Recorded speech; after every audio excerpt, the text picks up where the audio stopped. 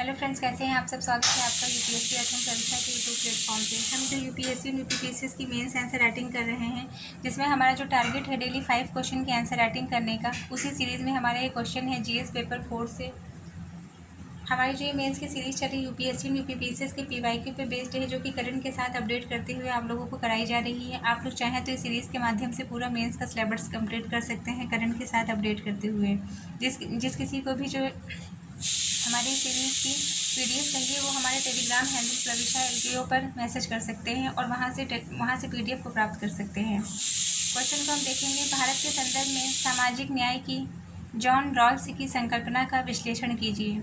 ये क्वेश्चन हमारा पूछा गया है यूपीएससी 2016 में। क्वेश्चन क्या है? भारत के संदर्भ में सामाजिक न्याय की जॉन रॉल्स की संकल्पना का विश्लेषण कीजिए। तो सबसे पहले हम इसका इंट्रो देंगे। इंट्रो में क्या बताया गया है कि सामाजिक न्याय वह व्यवस्था है जो समाज के हर वर्ग को समान अवसर, संसाधनों की न्यायपूर्ण पहुंच और गरिमा के साथ जीवन जीने का अधिकार देता है।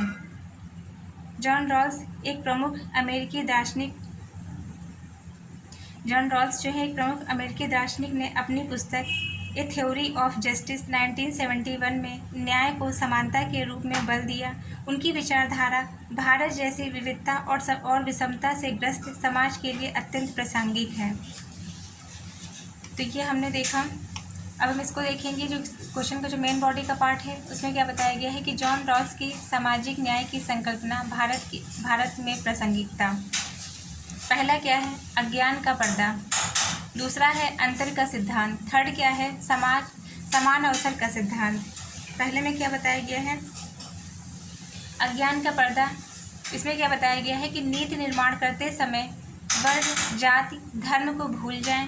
भारत में इसका उपयोग आरटीए एक्ट, समावेशी शिक्षा और चुनाव सुधार। इसमें मतलब क्या बताया गया है कि व्यक्ति को नीति निर्धारण करते समय यह कल्पना करनी चाहिए कि उसे यह नहीं पता कि वह समाज के किस वर्ग, जाति, धर्म और वर्ग का होगा। इसका उद्देश्य क्या है? इसका उद्देश्य है निष्पक्ष निर्णय लेना जो सभी के लिए लाभकारी हो। मतलब ऐसा निर्णय लिया जाए जो समाज के सभी वर्ग के लिए फायदेमंद हो। भारत के संदर्भ में इसका उपयोग क्या है? आरटीई एक्ट, समावेशी शिक्षा और चुनाव सुधार। इसमें क्या बताया गया है कि आरक्षण नीति, शिक्षा का अधिकार कानून, SC/ST अधिनियम, सभी निर्णय इस तर्क से प्रेरित हैं कि वंचित वर्गों को समावेशी अवसर मिले। तो ये हमने क्या देखा? अज्ञान का पर्दा। दूसरा हम देखेंगे अंतर का सिद्धांत। इसमें क्या बताया गया है कि असमानता तभी स्वीकार्य जब वह सबसे कमजोर को लाभ पहुँचाए। मतलब इसमें बताया गया है कि जो असमानता है वह तभी स्वीकार होगी जब वह समाज के सबसे कमज़ोर वर्ग के लिए लाभकारी हो। भारत के संदर्भ में इसका उपयोग देखेंगे। EWS आरक्षण, मनरेगा, उज्ज्वला, स्वास्थ्य बीमा।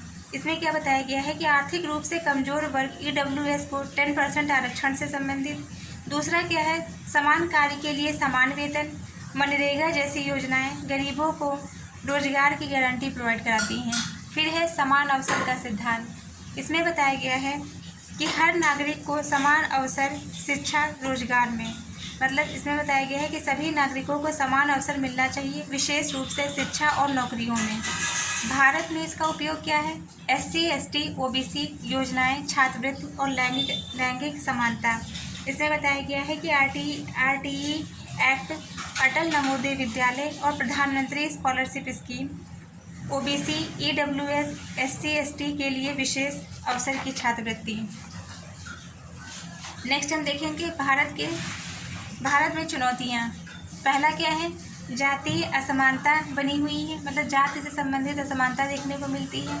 आर्थिक रूप से विषमता देखने को मिलती है। अमीर बनता जा रहा है, गरीब और ज़्यादा गरीब होता जा रहा है। सामाजिक योजनाओं का पक्षपात है।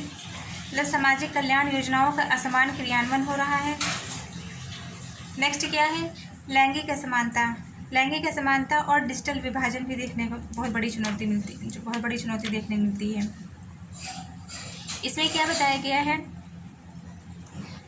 ये हमारा क्वेश्चन का जो मेन बॉडी का पार्ट है वो कंप्लीट होता है। अब हम इसका कंक्लूजन देखेंगे। अतः निष्कर्षतः यह कहा जा सकता है कि भारत में जॉन रॉल्स के सिद्धांत सामाजिक न्याय को व्यवहारिक दिशा देते हैं, परंतु उनकी सफलता नीति क्रियान्वयन की निष्पक्षता और सामाजिक संवेदन पर निर्भर है। इसको हम कोड के माध्यम से देखेंगे। Just society is not where everyone is equal, but where the weakest are protected the most, based on Rawlson theory। तो ये हमारा क्वेश्चन कंप्लीट होता है, जो कि हमने लिया था जीएस पेपर 4 से। आप लोगों को हमारी जो मेंस की सीरीज़ चल रही है कैसी लग रही है, हमारे कमेंट सेक्शन में ज़रूर बताइए। और जिन लोगों को हमारा ये इसकी जो है इस सीरीज़ की पीडीएफ चाहिए, वो हमारे टेलीग्राम हैंडल प्रविशा LKO पर मैसेज कर सकते हैं और पीडीएफ को प्राप्त कर सकते हैं। तो ऐसे ही पढ़ते रहिए, लाइफ में आगे बढ़ते रहिए। यूपीएससी एट होम प्रविशा के साथ में मेंस आंसर राइटिंग करते रहिए। Thank you.